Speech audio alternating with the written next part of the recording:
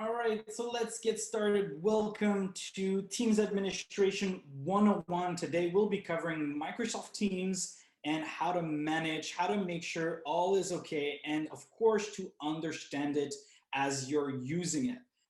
If there are any questions, once again, don't hesitate to hit the Q&A. My name is Benjamin Niaulin. I hope that we can see each other at some future conferences. For now, we're here at ShareGate doing our best to share as much information as possible.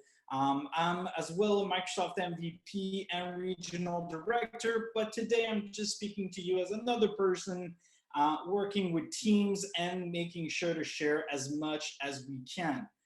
If you have any questions at any time, hit the Q&A once again. This session is recorded and will be made available afterwards. You can also find me on Twitter and ask your questions directly there, and I'll try my best to respond. Very excited. The world is definitely changing, and despite what's happening all around us, we're already talking about these changes. This, the typical digital workplace, which was and is a buzz for a long time, but we're actually putting some of these changes at a record pace these days. So we're definitely adopting different methods of working for different situations. And typically I would talk about this, a great slide from Avanade. And what I really enjoyed is to really consider the fact that we have different generations in our workplace now, which have very different expectations from the tools that they use, because of the technology that they had available or have available, how they use it on their consumer level. So on a day-to-day. And of course, nowadays, we move beyond this and we have a certain work from home reality. And I hope you'll excuse the sound or any hiccups that we may have today in this Teams administration recording, as we are definitely doing our best to make sure that this lives up to your expectations. So this new work from home reality is definitely brought Teams at the forefront of our day-to-day usage. I think this picture is actually pretty funny because from what I've been told, it looks a little bit more like this rather than kids baking cookies while you're working with your colleagues. Although I wish and I hope so for you. So from what I can understand, it's a little bit more of a challenge, especially those age. So shout out to all our parents that are working remotely today or trying to follow this recording. And since then, Teams has grown exponentially in terms of video meetings, calls, but also and especially the quantity of users worldwide shifting and using Teams. We're at and listed out of over 44 active users in a single day using Microsoft Teams. That is phenomenal. And of course, that brings in new challenges. Whether you're the person in charge of Teams and administering, or just doing some video calls that may go wrong, like forgetting to turn off a certain Snapchat filter, as this manager did in their team meeting. Probably very interesting meeting. And if you're interested in those happy hour teams that you organize with your colleagues, you can definitely go and grab the Snapchat camera and put it on your computer and be able to play with these filters. But I would definitely recommend you keep an eye out for those filters when you're actually in a more serious or contextual meeting. So let's get down to business.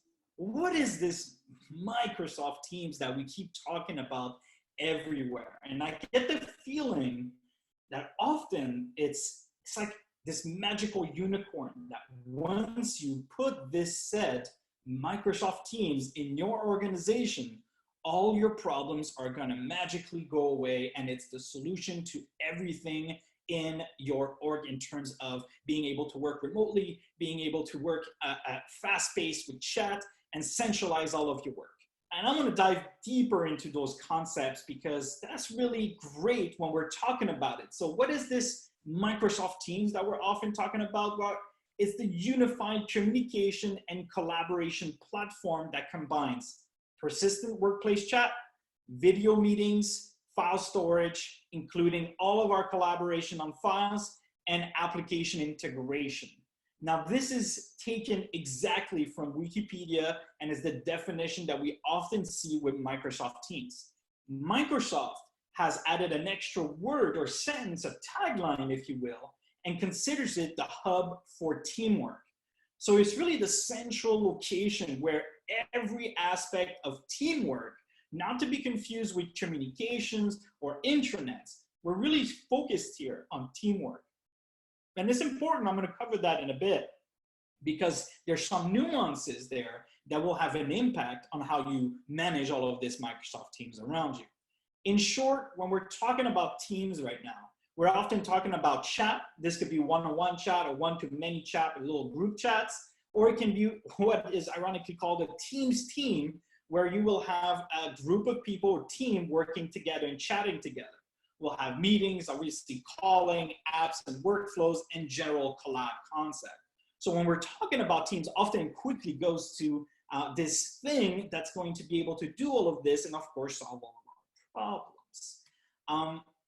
But what is Teams exactly? And for that, I want to first go back to basics.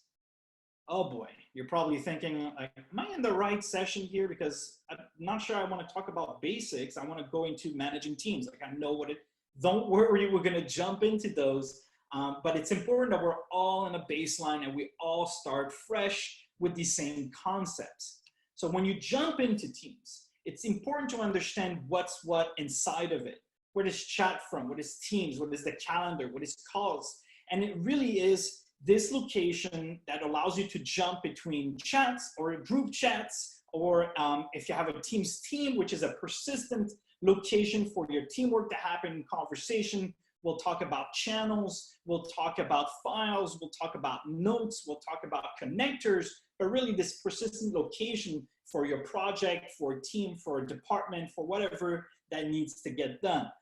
So in this case, what we want to jump into is look at the structure that we typically see. This is an official slide and really shares with us the typical structure. You have your organization.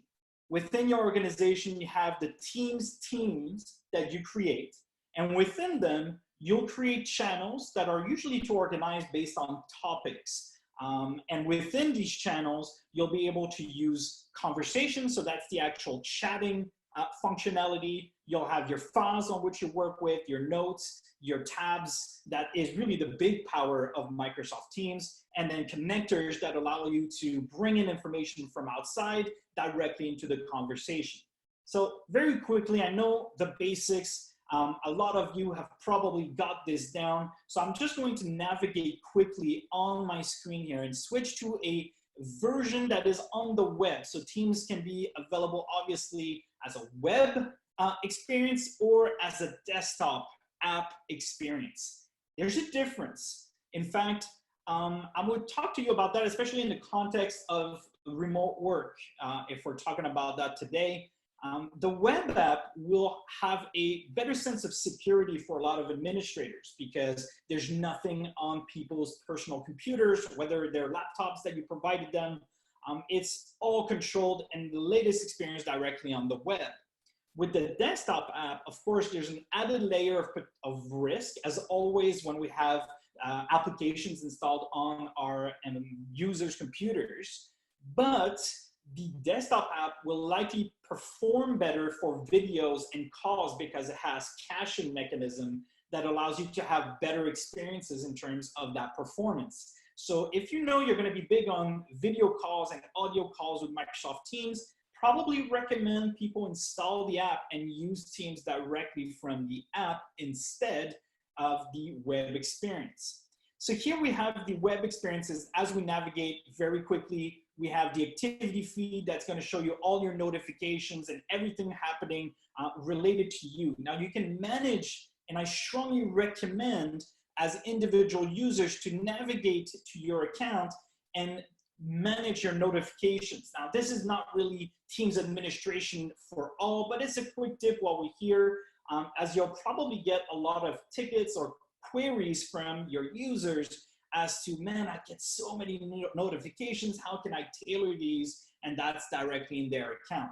Of course, we have the chat functionality. It looks like Brad Pitt left me a message, as well as Angelina Jolie. I'll check those later. So this is really and very important.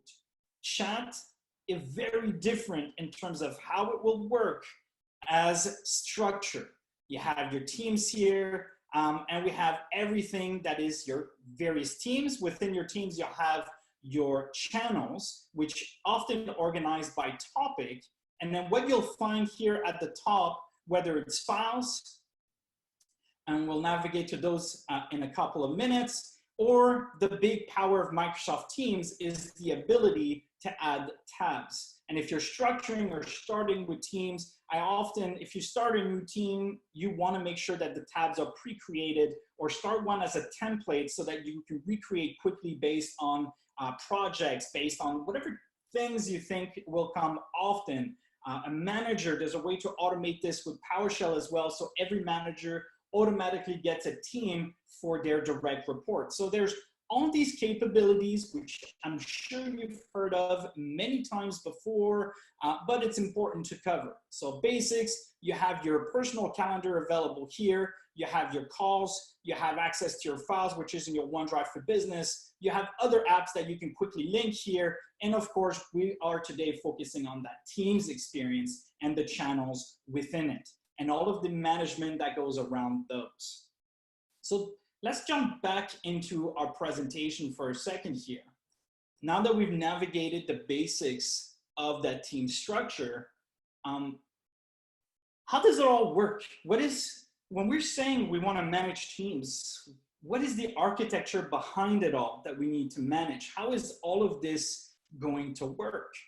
The way that I like to go back to and refer this back to is a very simple model, because I get this question all the time. When do we use which product, and what do you recommend, and how do you organize everything? And I would tell you the first thing that I try to tackle is understanding what is me work, what is we work, and what is us work. In a me work context, I'm really talking about me working on my files. Typically speaking, this will be your OneDrive for Business and your personal files. This will be your mailbox that you open and check your mail for your email address. And this will be Teams chats. Now, not Teams, really Teams one-to-one chats. So whenever you're starting a chat with someone inside of Microsoft Teams, that will be really focused on Microsoft Teams me work in that perception. Then we have, of course, we work. Now here I'm talking about a Teams team. We covered the basics a few seconds ago. We saw the difference.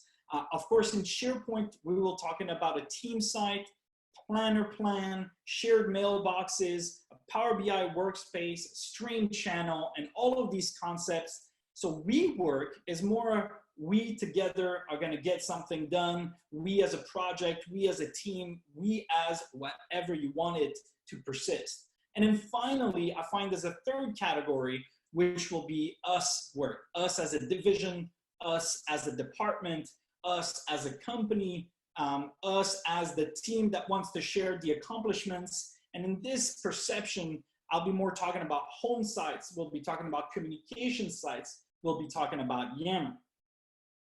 So of course, one of the first things I want to clarify is what is OneDrive for Business? What is this webinar? I'm here for Teams Administration 101. This guy's talking about OneDrive for Business. What's going on?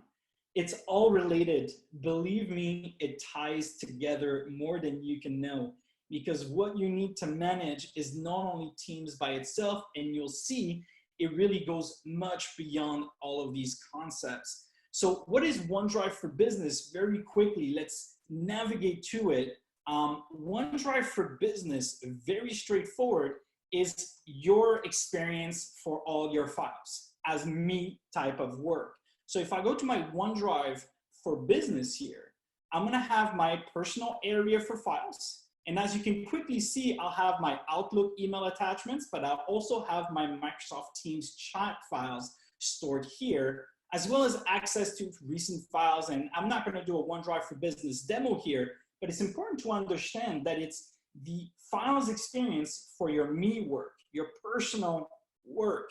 So if I go back to Microsoft Teams and decide to start, say, a brand new chat with, let's see, who do I have here in the company? I want to start chatting with George Costanza here. I'm going to start chatting with George Costanza. Of course, we have the typical chat. Hi, how are you? Right? And once, of course, we'll just skip the how are you part. And once it's chatted, I want to also be able to add files, for example. So in this context, if you start uploading from your computer and navigate to whichever PDF file very quickly, what's going to happen is, even though you're in Microsoft Teams, the file already exists in this context, even though you're in Microsoft Teams, and even though you're chatting with George here, the file that you're sharing is actually going to be automatically uploaded into OneDrive for Business, because OneDrive for Business will be the files experience. Very, very important. These things are tied together. So to be able to support and manage teams, you have to understand where these experiences are happening. So the chat experience will be linked to OneDrive for Business experience. If we go back to our OneDrive for Business here, and we go to Microsoft Teams chat files, we'll see the jobs to be done here about a minute ago. And it's when we're going to be looking at the sharing access and the permissions that we'll see that it was shared with George Costanza. And in another one-to-one chat, I shared it with Angelina Jolie in this scenario. So you can really see how it all ties together. So managing teams goes to also managing OneDrive for Business. An example for this will be all of the sharing permissions. It will be all of the access for external users that we'll cover as well later on.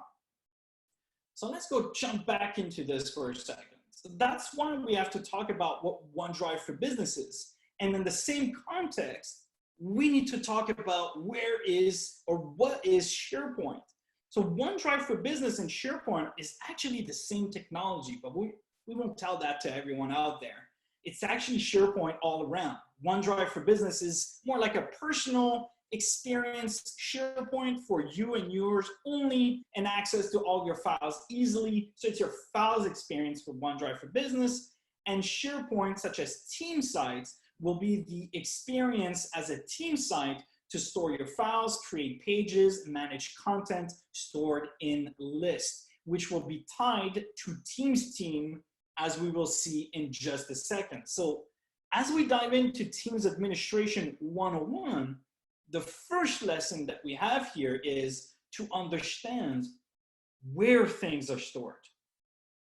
Where things are stored is crucial to understand where you have to manage this particular aspect and question of your Microsoft Teams. So let's get started. In fact, if we think about it, Microsoft Teams is really like a magician that's creating a sort of an illusion for all users to make things appear like they're all together in one place. Hence, Microsoft's tagline of the hub for teamwork. As we call it the hub for teamwork, what we're seeing is that we're centralizing everything together in a Microsoft Teams team with quick access to the right products. Because the real power of Microsoft is that unified experience across all, to leverage the best of Outlook with the best of Teams for chat, with the best of SharePoint for collaboration on content, and so on and so on. So in this case, Microsoft Teams is really nothing more than that front-end experience to all the other apps in the context of collaboration, teamwork, and communication. Remember the me, we, us. Microsoft Teams is especially tailored for the me work with chats and the we work with teams. So let's take a look at this screen over here. I have a Microsoft Teams going on and we have a chat happening. Depending on what's happening here, I'll want to manage it at a different location. Let's take a look. Where is this from? So I'm having a regular chat or Teams conversation or post, if you will, inside of my Microsoft Teams team called Digital Marketing in a channel called General. So every Microsoft team will get a channel called General by default, where the basics of conversation will start to happen. Now, any posts that you make are actually not stored in Microsoft Teams. They're stored in Azure, but more specifically, they're stored in your group's mailbox. So actually, the Teams conversations are actually stored in Exchange. They're actually stored in the mailbox and not in fact, Microsoft Teams just surfaces things in a different and nice, convenient way for everyone to work together. Now, if you add files, now we notice that when we are in a one-to-one chat experience, the files automatically get uploaded to OneDrive for Business and permissions are set automatically. What happens if you're not in a one-to-one chat? You're in a Teams team in this case. Well, the files automatically get uploaded to the SharePoint team site that comes with your Microsoft Teams. It serves as a content service provider. It hosts the files that you are adding through your Teams chatting experiences and more. Now, if you start a meeting inside of your Microsoft team, a video meeting or an audio only, or obviously both if it's video, your Teams, if you choose to record it, will automatically be, as you can tell by this screen, will automatically be uploaded to another product in the Office 365 suite called Stream for videos. Now, what happens is Teams is really just surfacing the experience, but you need to understand where these things are stored because, okay, we just had a meeting and I saved the meeting. Now I have certain aspects that I want to manage. I want to add, I don't know, closed captioning to the video if I didn't turn it on automatically, or I want to share this recording with other people without adding them to my Microsoft Teams. For this, I know that I have to actually go to the product that is hosting that content. So now I have to navigate to Microsoft Stream, find that super secret meeting recording, and share it with the right people from there, and not from Microsoft Teams. Lots going on, I know. And then of course, your tabs at the top, the defaults, every Teams you create will come with files and wiki, and that's actually SharePoint. The team site will automatically give you access.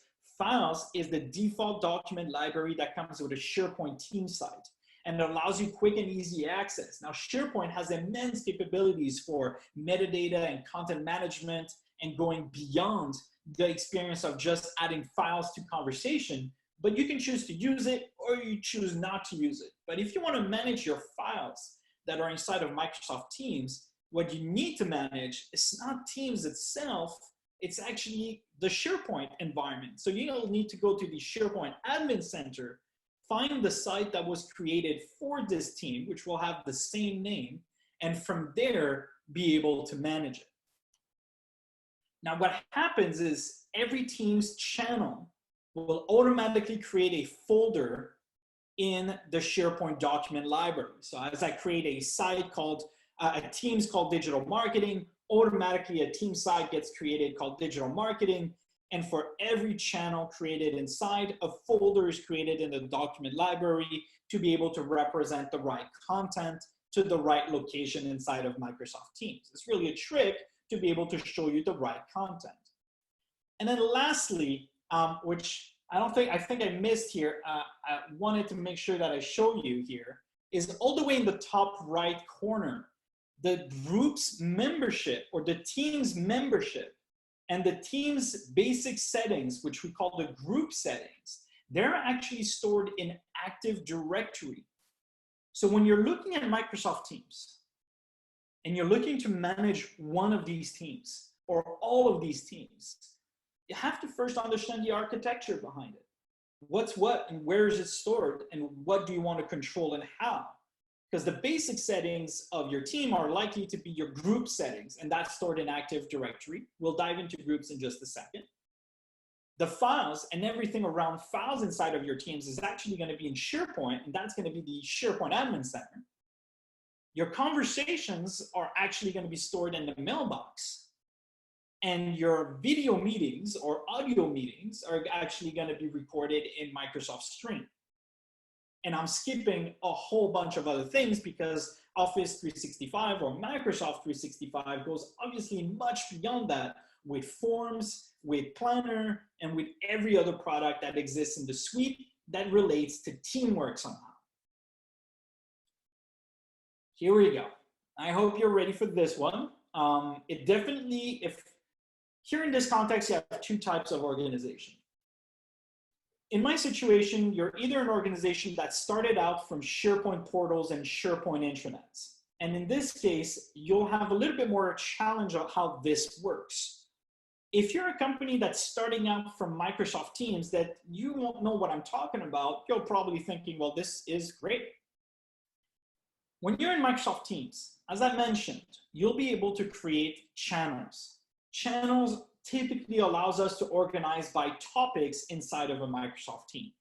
When you create a Microsoft team, typically speaking, is because you want a new group of people that are working together in a similar space, if you will. So the marketing team will have its own team, and then within it, since we have the inbound marketing, we have the team focused on ads, we have the team maybe, or I should say the squad really, that's working on events. Do we really need to create a new team for each of them, or can we just create a new channel and have the different conversations in each aspect?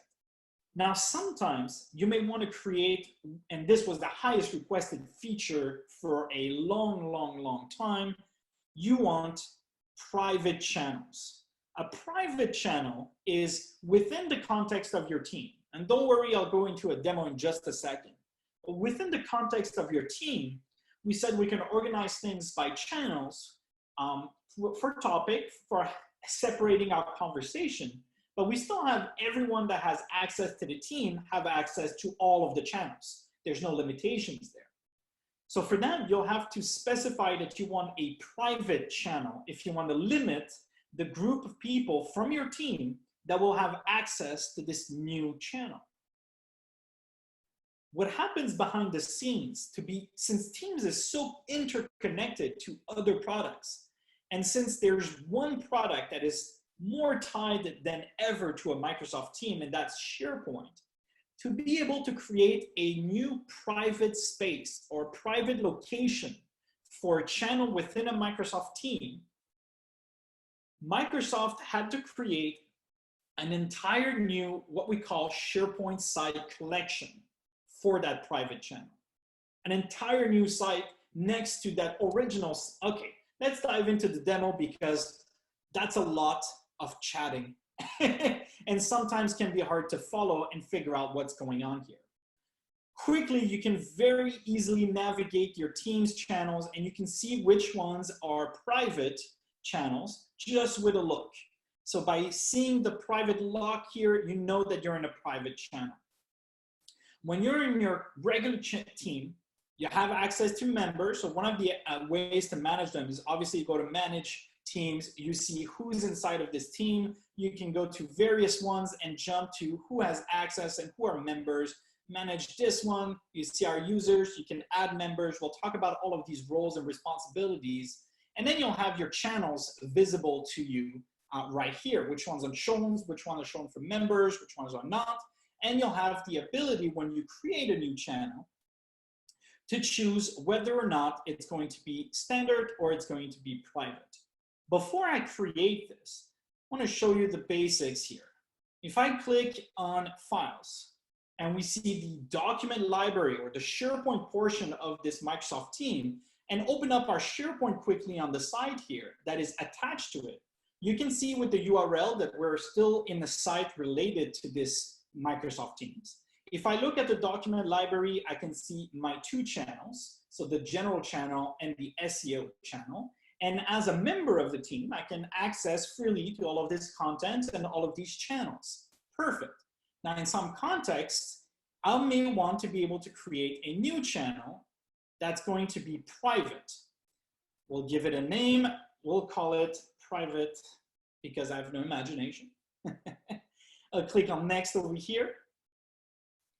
And what happens behind the scenes is that an entire new SharePoint site collection is being created, an entire new site. So we'll wait for it. It takes a few seconds to load. So we'll wait for everything to be created, the new site to be created. And you'll notice that when I open SharePoint, look at the URL, digital marketing dash the name of your channel. So it's an entire new site in an entire new location. So if you want to manage the SharePoint that comes with private channels as well, you have to make sure to go to the right place and put the right things in place. However, it's still a full-blown SharePoint team site with news, with pages, with document libraries, and everything else. You can click on parent team at any time and you'll jump back to the original site for the team. Are you with me? A lot to make sure that you look into, again, when managing a Microsoft team. So I don't know if you caught that. There are no users inside of a Microsoft Teams team. So if you create a digital marketing team here and add people to it, none of them are actually in Microsoft Teams.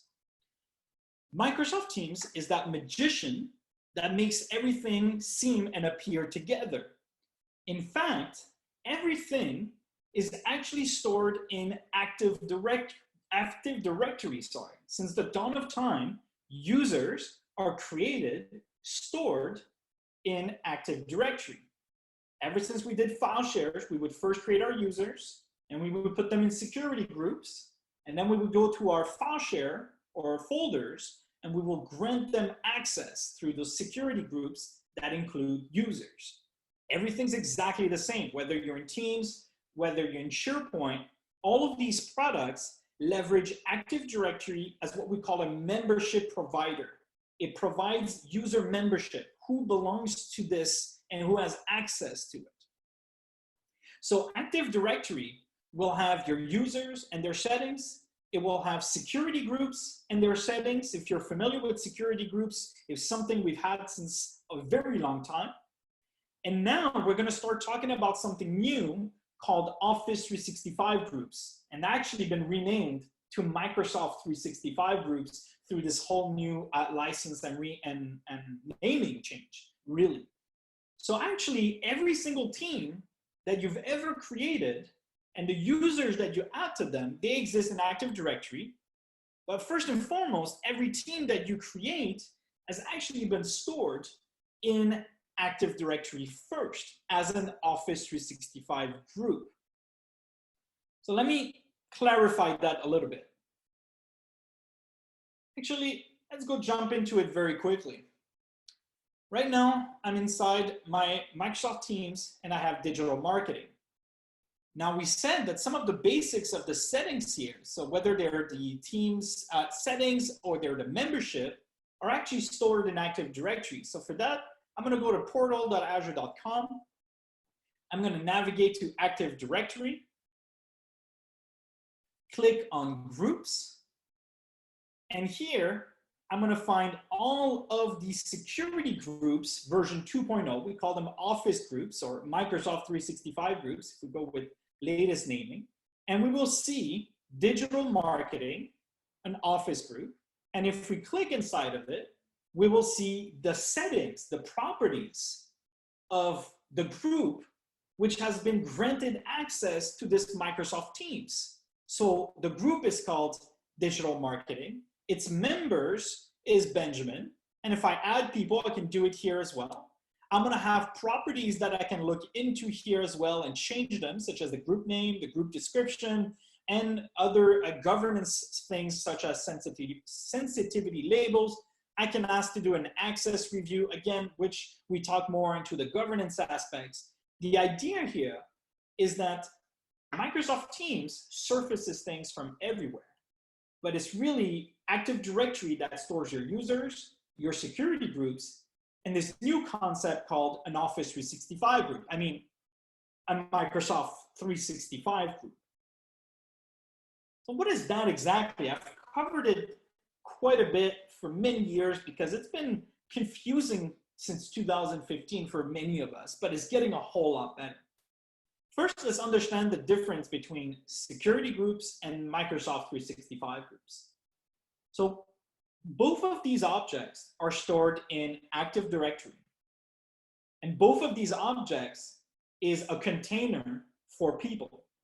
And both of these objects have a property called a security identifier, or an SID, which allows that object to be granted access to things. So a security group, we've used them since the dawn of time of Active Directory, like domain admins or marketing, and we would put people inside of it and we go grant them access. These new Microsoft 365 groups, they're pretty much the upgrade version of these. So they do the same thing. It's a security identifier that allows you to put people inside of it and has some basic settings, as we just saw in Active Directory. But on top of that, has been upgraded with some new features. So essentially, a Microsoft 365 group is the newer version and the successor to security groups. However, it doesn't yet do everything that security groups can do, such as nesting groups within each other. And for that reason, we still use security groups quite a bit.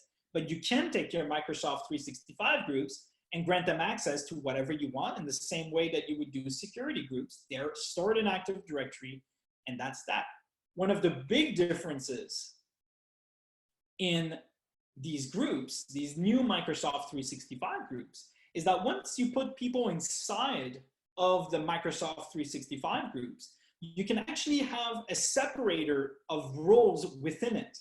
So you can say who is the owner of the group, who are the members, and who are the guests. And depending on what you are, you'll have different access and capabilities inside that group, as well as the products that this group is being granted access to. In the context of Microsoft Teams, the group owner will have more capabilities related to Teams, such as managing channels, for example. And then in SharePoint, the group owner will have different settings, such as creating whatever they want and managing permissions and settings. So it really is the Active Directory object that stores everything, but it also includes the storage of the settings of the group itself.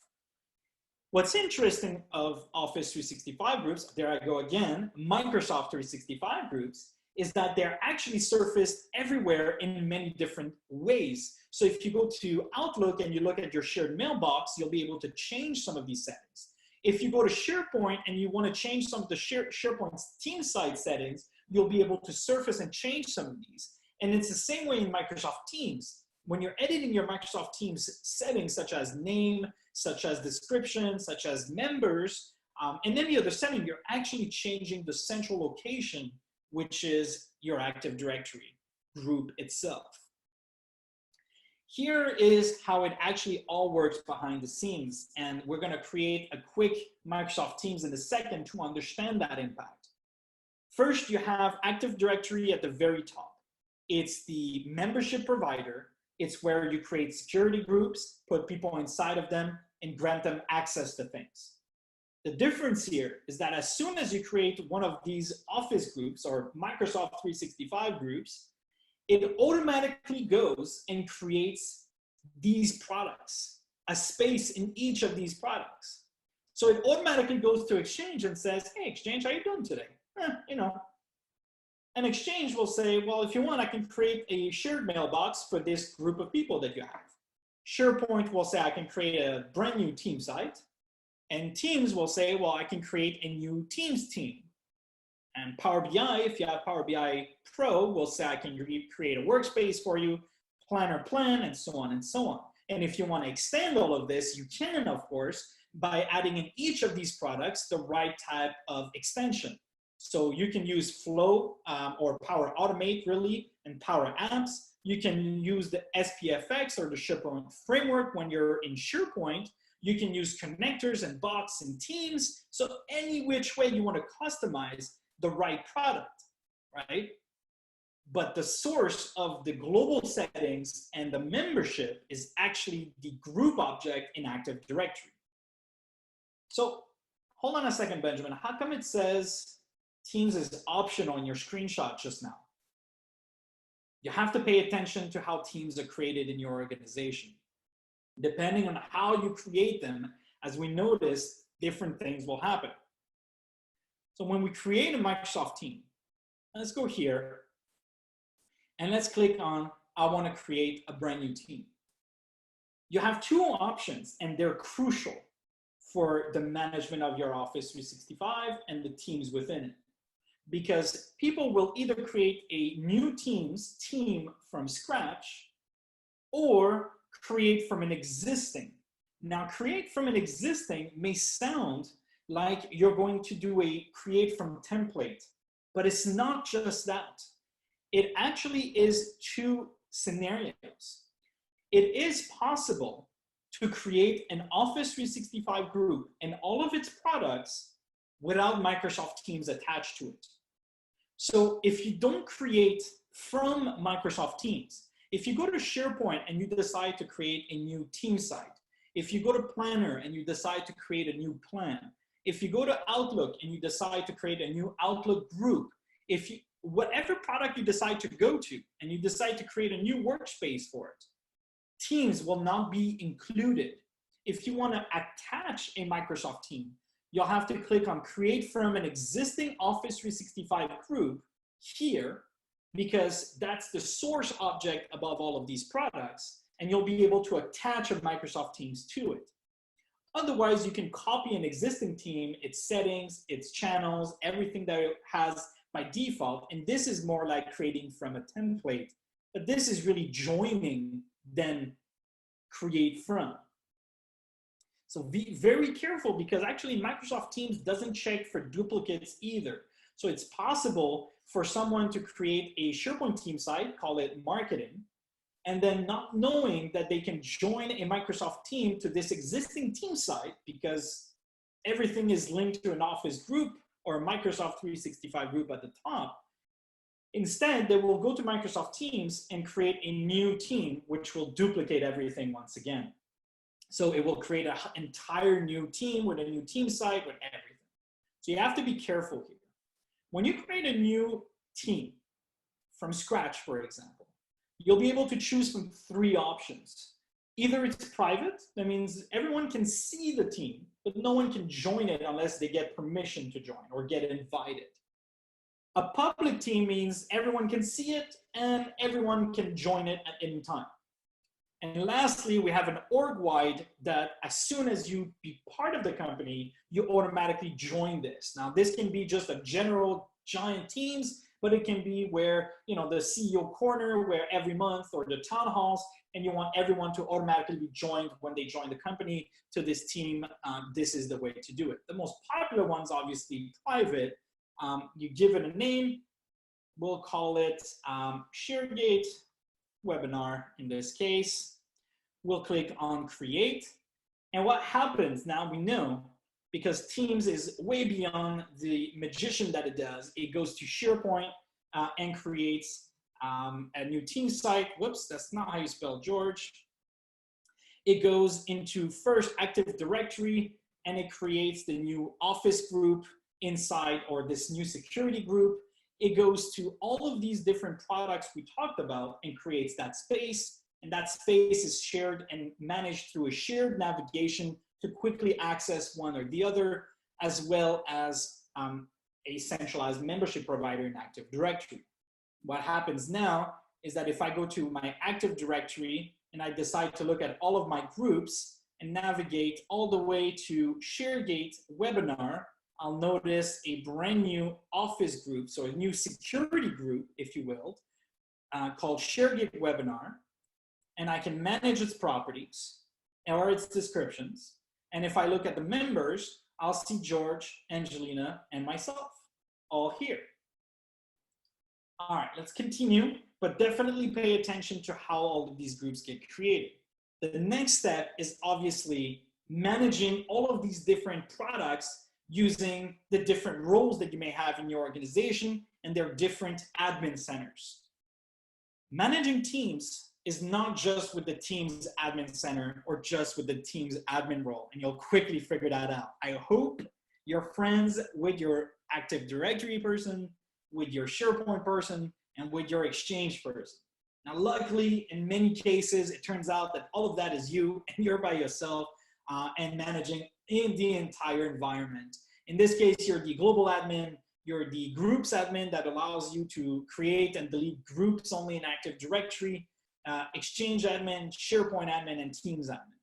What happens is every product's got its own settings and it's got its own values or features, if you will, that needs to be managed differently with different roles and different admin centers.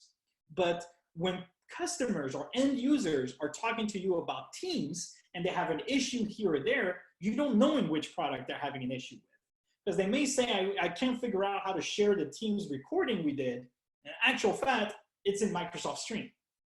So you need to be able to cover it all and manage it all. And that really is the basics and 101 of Teams administration, is knowing where the content is stored first and foremost. Okay, but let's dive deeper a little bit into Microsoft Teams, because after all, we're here specifically for Teams. And it really varies depending on what perspective you're coming from. You're coming from as an admin, or you're coming from as an owner of a team. Because you both have certain administrative capabilities and responsibilities.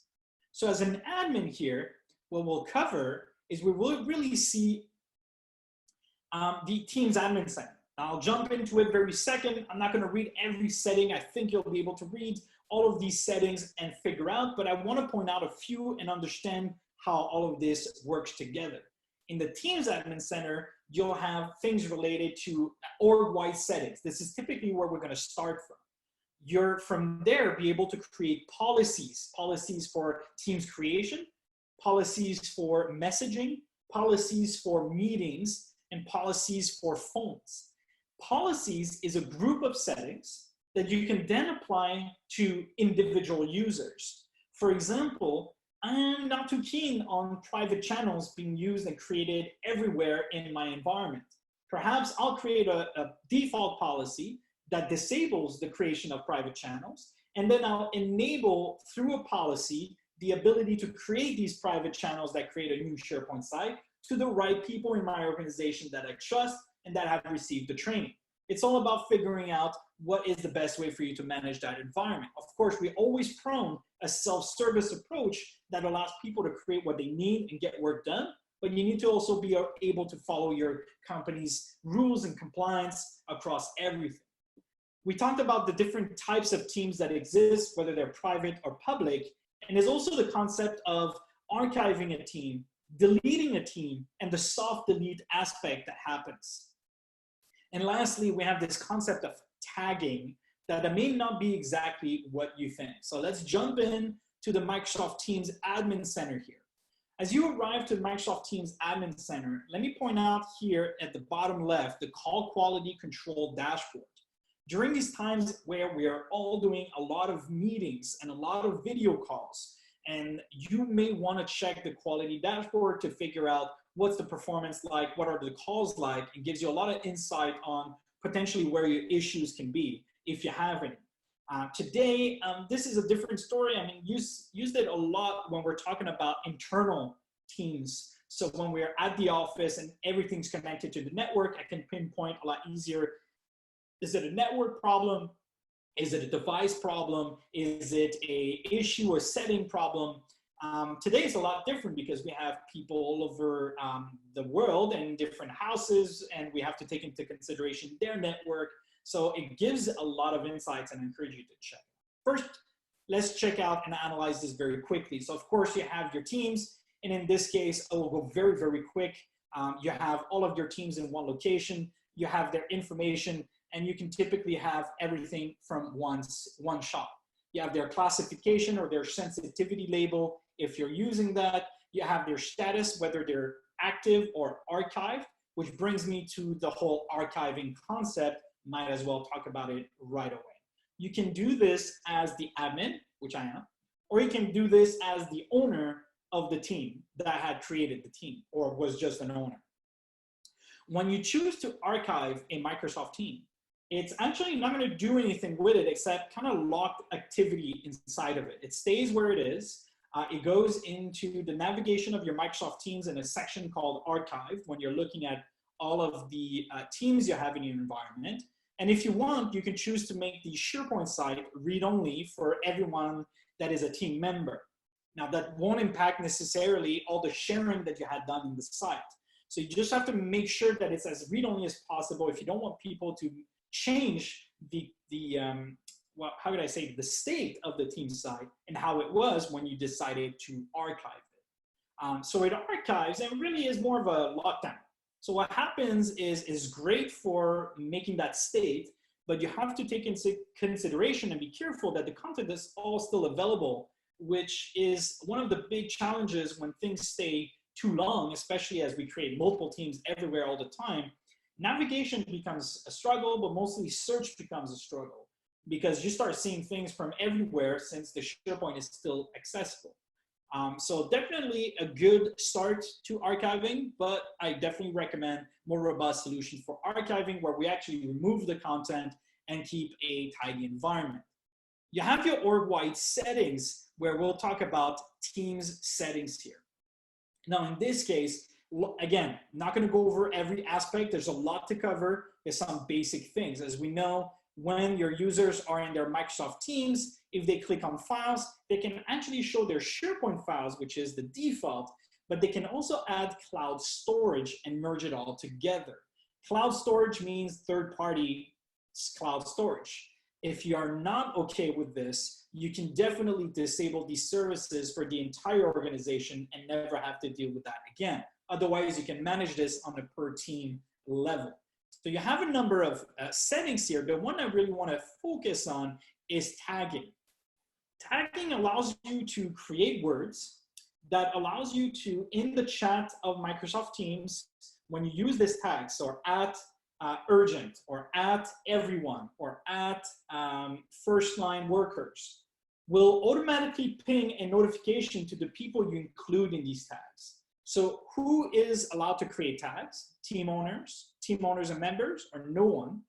And team owners can override the applied tags. Members can add additional tags. You can also come with default labels. So if I know everyone's likely going to want to use a tag called urgent, well, I can put it here. Just put a space bar and I'll have a default tag here now. What's going to happen is that directly from a Microsoft Teams, I forget where I used it, I think in the Contoso here. When you start typing, you'll be able to say at urgent. And when you do at urgent, it will show you how many people are included in this tag. And when you do your message, whatever it is, time is up, is going to ping everyone that is tagged under that tag, if that makes sense. So you can definitely manage them from a central location. So then you have obviously access to everything. I'm not going to go over every single report that you have access, but you have a ton of information. You have analytics also per team, but this is really the global aspect on usage. You can go over date ranges. So this is obviously a demo environment used just for this webinar here, where we can see a little bit of the usage, who, what team, when, how many people, lots and lots of information to be shared. You then have policies for teams. You have policies for meetings. You have policies for live events. So what's the difference between a live event and a meeting? A live event is basically large presentations, whether it's with outside people that don't belong to your company or just with people of your company. For example, at ShareGate, we do our company town halls and our big, large meetings through this live events feature. So the person is presenting, there's a producer that controls who can see what at what time, and then there's features like Q&A and so on. Now, of course, what happens is when you create Teams policies, I created one, for example, that says cannot create private channels. It's an off, and then you apply this policy to the right people using manage users. Next, you'll see all of your users, and you'll see, for example, Angelina Jolie. If I look at her policies assigned to her, I'll see all of the different policies for apps, for calling, for meetings, for live events, and as well for Teams. And I can see that she has the cannot create private channels. So in this situation, Angelina Jolie logs in, we'll be able to create Teams channels, won't be able to create global private channels. All right, so this is the Teams Admin Center. We talked a little bit about what we wanted to talk about. So it's important to understand as well, always there's limits I don't think you'll hit them, but just in case, I put the URL, or you can just type in Google Teams limitations, and you'll get the article that covers a lot more than just these. These are the ones that I find people take a look at more often, but there's some for live events, for example, in case you're planning on having more than 10,000 people connected at the same time, you may want to think again, but I don't think that's going to be for everyone. And then, of course, we have as the owner, and the owner has the capability to manage what the tenant admin or the org admin, what we just saw in the admin center, has left open to manage by the owner of each teams. Now, be careful, because as an admin, you're not the owner of these teams. Now, don't worry, you can always take control at any time. But I think as we try to scale, and as so many people need teams to get work done, it's important to give that responsibility to these owners to be able to manage what they need in the way they need to. And they can control what happens in the membership in terms of channels, creating updates, adding tabs, whatever it is. There's tons and tons of permissions to cover. What we've done is we've also created a super complete guide that we'll share with you towards the end on the ShareGate website that covers everything around sharing inside of Microsoft Teams if you want to take a look into that. I still have so much to share with you. I hope we have time. Where does the meeting start from? We talk about meetings. Most people don't pay attention to this setting. This is the one that I find, it doesn't hurt. Nothing here hurts. It's more to make sure that you use the best of your Microsoft Teams is when you book your meetings, right? When you create a new event in your calendar and you just click on the little thing that says, I want to add a Teams meeting because this is going to be a Teams online meeting where we're going to be joining by audio or video, make sure you choose the right calendar. And what are these calendars? They're actually your teams. All the teams you created, they're actually an Office 365 group or a Microsoft 365 group in Active Directory, which means you will have a different mailbox for each and every one of these linked to it.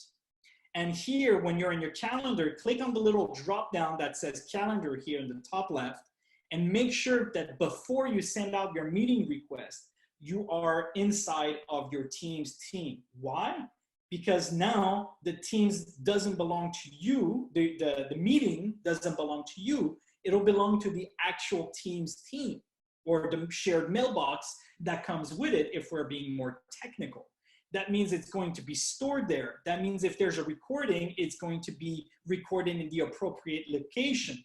If you add new members in the future, that means they'll automatically get these meetings with it. What I see is a tendency of creating a Microsoft team, working there, then saying, okay, let's book a meeting. And instead of clicking on schedule a meeting directly in Microsoft Teams, we come to Outlook because that's our routine and behavior. We create a new meeting request and we manually add people, or we link to the group instead of creating it in the group itself. Very big difference here. And of course, we talked about live event, very different experience, more of a presentation, more of a live with a few hundred, 1,000 people in these cases. At any point in time, if you need to give tips to people or test audio or test video, because tasting video will be hard, use the command bar. Click or tap on the slash. It'll give you, there's many more than what's in the drop down right now. You can scroll up and down and you'll be able to test your calls. You'll be able to set certain things, see the unread activity, see what's new in Microsoft Teams. There's a number of commands that exist that I find we often miss when we're doing these. So one of the ways somebody having issues, when we told remotely and say, well, why don't you just click slash test call, make sure first and foremost that the basic troubleshooting is done. Just a few more minutes as we finish through external access. Now here at the bottom, I give you the link for the ultimate external sharing complete guide from ShareGate that covers all of these aspects, whether it's guests or externals. It's actually a very different aspect. External people will be able to join the Teams chat. They will be able to use memes. They'll be able to join group chats, participate in certain conversations. Guests are very different in they are actually a user that belong to the Active Directory group that was created for your teams. So they're an active member of your team workspace, your collaboration space, AKA your Microsoft team. And there's tons of controls, again, that you can go over one by one, whether they're allowed, whether they can use calls, they can make private calls, whether they can edit their sent messages, whatever you desire. And you can control that for externals by controlling which domains, and you can control that for guests that become part of an Office group and have access to everything that the group has access to. So SharePoint, so Teams, so whatever else, the videos in stream, and so on and so on. Now, if you go to the SharePoint Admin Center, there's also settings for external sharing and guests. They're not linked together. They work in collaboration together.